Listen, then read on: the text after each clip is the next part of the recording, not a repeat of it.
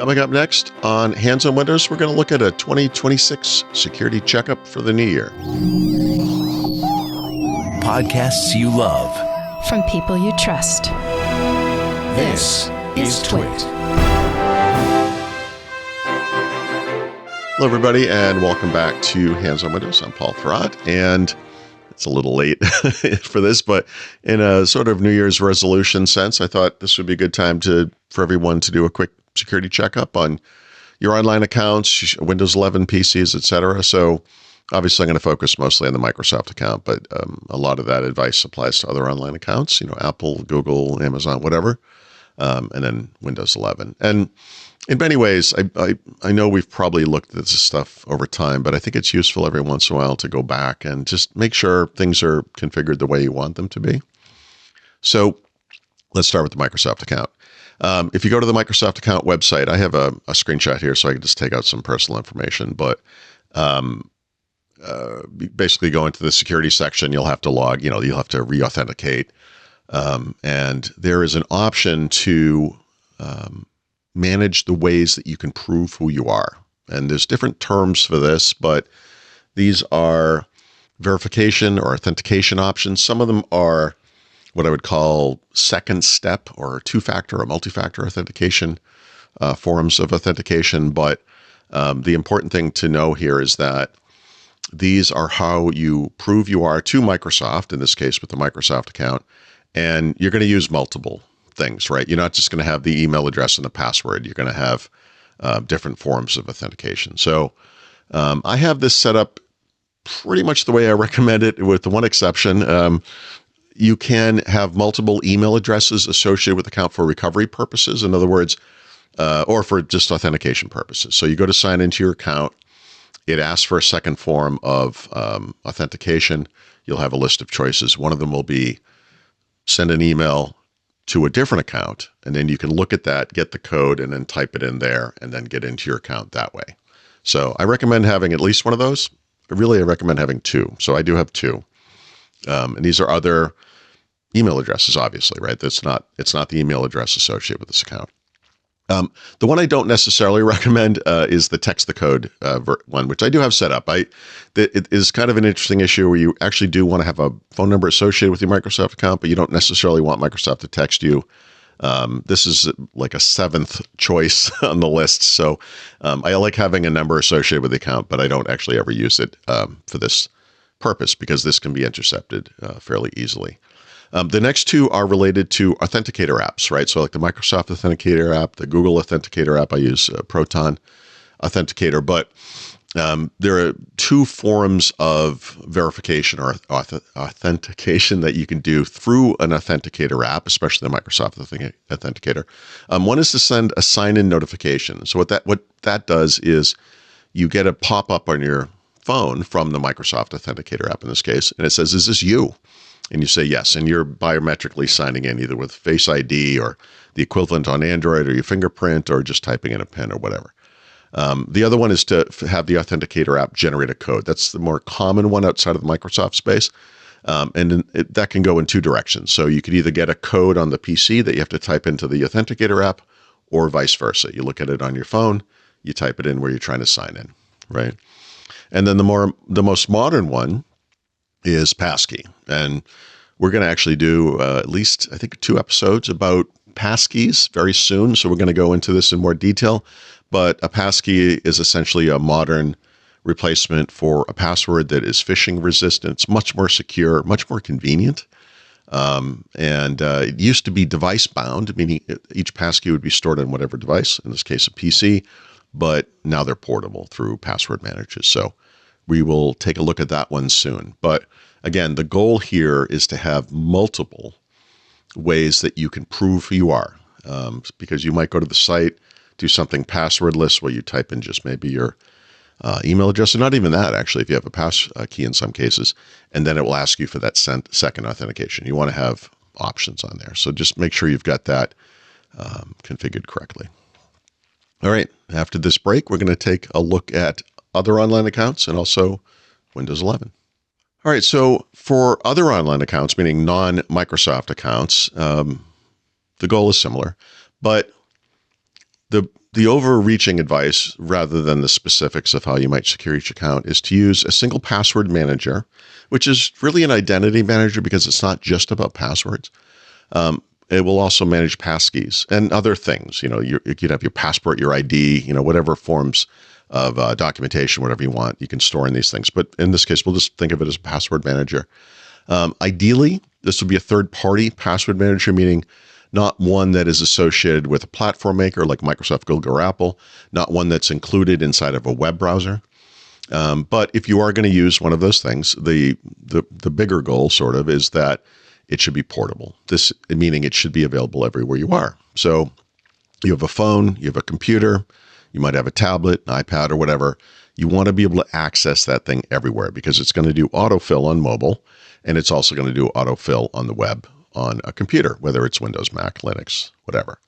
I use Proton Pass, but 1Password, Bitwarden, Dashlane, Proton Pass, etc. These are all good. Third party's best, but Chrome obviously is everywhere, Edge is everywhere. If you're an Apple guy, you might use Apple passwords. I don't recommend that here because we're talking about Windows here, and that's not really a seamless experience. So it's better to have something that just works everywhere. And of course, third-party password managers have additional features, etc.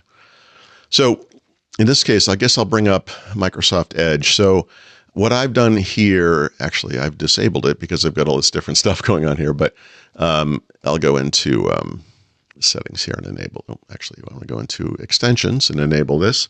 So I use Proton Pass, like I said, so I'll enable that. It's up here in the taskbar or the toolbar. When this is enabled, this is what will autofill passwords and passkeys and other things, right? And so that's very useful. But the other thing you actually have to do is go into passwords and autofill or whatever the equivalent is in whatever browser it is you're using, and turn off the native password features in the browser because you don't want these two things fighting each other, right? So in this case, you can see I've actually turned this off. So Microsoft Password Manager is disabled. Leave it disabled, and all the options related to it are disabled, right? And so that will just hand off everything that I'm going to do to that other password manager, in my case, Proton Pass, but whichever one. But the important part is to disable this. The other thing you have to do is, and I did not do with Microsoft, is delete all of the passwords you have. You can see I still have some in here. I didn't do this on purpose. I do a lot of testing of different things, so I have to actually have multiple versions of this. So this is not a full copy of my passwords, but I do have some here. Seriously, get rid of those things. So don't have them in multiple places. Okay, so Windows 11, we talked about this a lot. Strongly feel that you should sign in with a Microsoft account or a Microsoft work or school account if that's what you have to do, and not a local account. These online accounts are protected with 2FA, MFA, whatever, two-step authentication. They can be recovered if they're hacked. They back up certain settings to the cloud automatically. They're protected by Windows Hello. So anytime you sign into Windows with a password-based account or an account with a password, you have to set up a PIN. That's another small level of security. You're supposed to have a different code. It could be a 4 or 6, whatever, alphanumeric code for every computer or device that you use. I suspect most people do not do that, but you should. And then you can use the facial recognition or fingerprint recognition, right? When you sign in with a Microsoft account or a Microsoft work or school account, the disk is automatically encrypted. I'm actually in here already. And I think I can show that pretty quickly. You can see that's just, encrypted. It's automatic. The recovery key for this is backed up automatically to OneDrive, so you can get to it from any device. That's good. And then you get this passkey-based, it's single sign-on capability. I think of it as authentication pass-through for apps and services you run in Windows. So when I run OneDrive or run Edge, the Microsoft Store and so on, whatever I've signed in with passes through to those apps automatically. If you are going to use a local account, we talked about this. We did an episode sometime in the past year, but just take the steps to secure this computer. Set up a password. Then set up a PIN, then set up other forms of Windows Hello. Go and encrypt the disk. You'll have to back up that recovery key yourself. You'll need to add your Microsoft account in settings or manually sign into apps and so forth. But I think for most people, it's easier just to just to sign up with a Microsoft account. I think this is the safest approach for most people. You need to look at the Windows security app from time to time. That's this thing here. In my case, it's looking good. There's a little green checkbox. Everything's fine. But if we run this app, sometimes you'll see some of these things will have a yellow bang, like an exclamation point. That means something needs to be looked at. Some security feature isn't enabled. Microsoft doesn't enable all security features in Windows by default because of privacy concerns. I don't see any actual privacy concerns here, but if there's any data being exchanged here in the context of a security feature, it's anonymized, et cetera. So whatever that might be, I would go with like app and browser control. One of these might be off, turn it on, that kind of thing. A couple of things you should look at, and I think we discussed some of these fairly recently. Ransomware protection. You can turn on controlled folder access. If you're using OneDrive, you get this automatically for your documents if you're saving them there. That's great.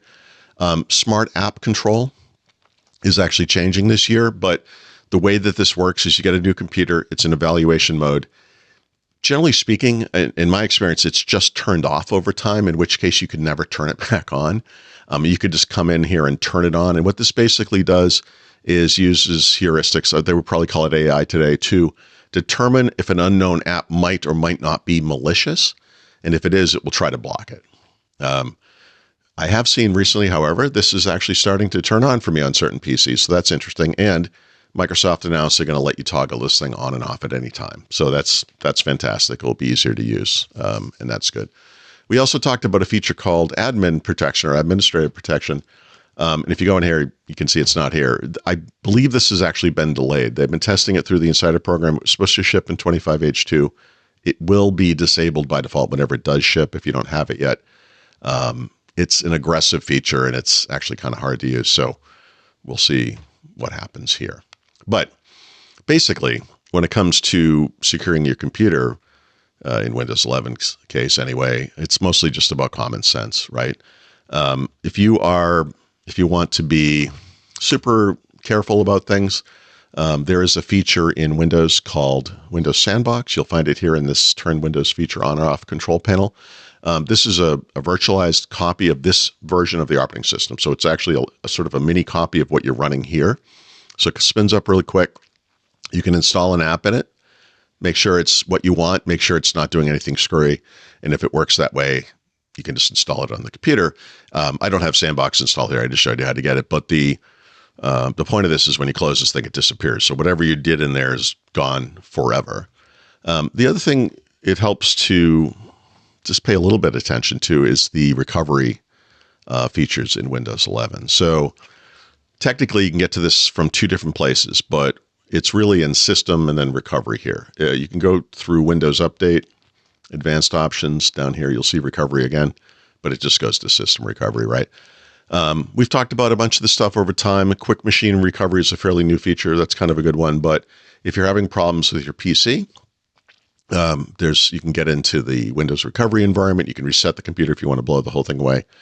Quick Machine Recovery and also fix problems with Windows updates are really neat ways to bring back a computer that might not be working as well as you want.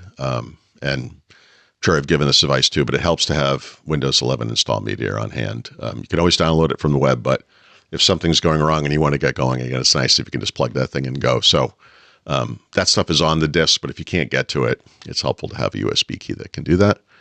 And then the other thing is just to sync everything to the cloud. That doesn't actually have to mean OneDrive, although Microsoft would like it to mean OneDrive. I am on this computer actually using OneDrive, but I usually use Synology Drive. I've used Google Drive, obviously Dropbox, and there are other solutions. But the idea here is that you don't have files all over your computer so that if you can't get in for some reason, maybe the computer was stolen or something's wrong with it, you don't have files sitting on only that disk. So in my case, I have my own little folder structure here, but if you go into here, you can see where I have all my stuff. So the things that are over here in the navigation bar on the left are basically in this folder here. And so these things are synced to the cloud. If I lose this computer tomorrow, I open it on the laptop, I can get right to everything. And so just working through OneDrive or any cloud service, right, will kind of help relieve that anxiety that could occur when something goes wrong with hardware, as it often does. Okay, so this was a high-level overview. That was by design. Sorry, there wasn't a lot of hands-on there, but next at least 2 or 3 episodes, we're going to dive deeper on some of the stuff, starting with passkeys, which I think will be about 2 episodes long. We'll look at authenticator apps, and we'll look at other aspects of security over time. But this is the right time of year, I think, to look at this stuff again. So hopefully you found this useful. And we'll have a new episode of Hands on Windows every Thursday. You can find out more at twit.tv/HOW. Thank you so much for watching. Thank you especially to our Club Twit members. We do love you. If you're not a member, please consider it. And you can find out more about that at twit.tv/clubtwit. Thanks. I'll see you next week.